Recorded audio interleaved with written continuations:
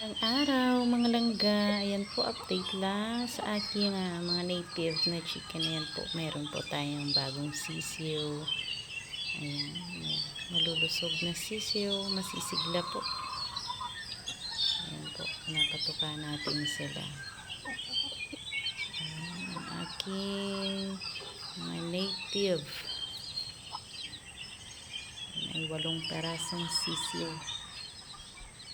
Ayan po ang ating mga sisiyo na panibago. Ayan po ang ating inahin. Meron po tayong 4 na inahin dyan sa loob. Yung isa po naglilimlim. Ayan po ang ating mga naka-cord na asel.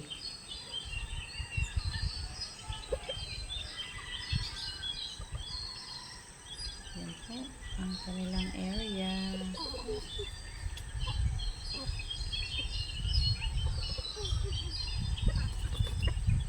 Umaga po, ayan ang aking ginagawa. Nagpapatuka ng aking mga alaga. Ayan, nakakatuwa talaga tong aking mga sisiyo. Yung umaga ko na lilibang dito sa kanila.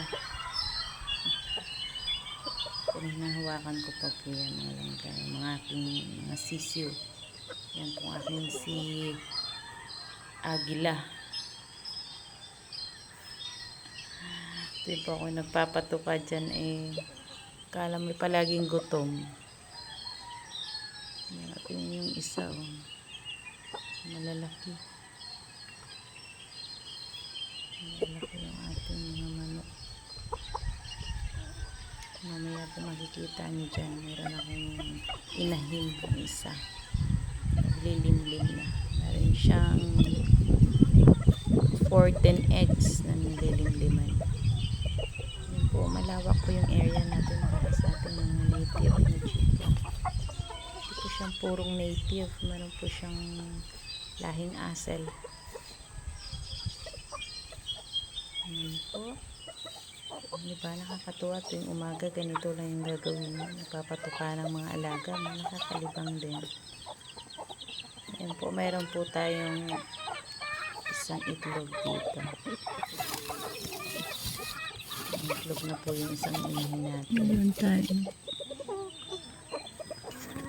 Ayan po. Medyo mahirap yung pwesto ko dyan. Ayan po, isa lang. Isa pa lang. Kahapon lang yan. Siguro mamayang hapon mangingitlog ulit yan.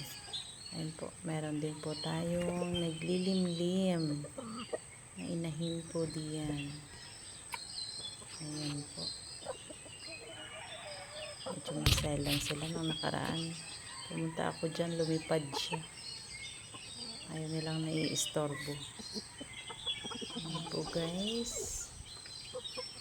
Salamat sa panunood ng ating mga video. Please subscribe my channel para po ma-update po kayo lagi sa aking mga video.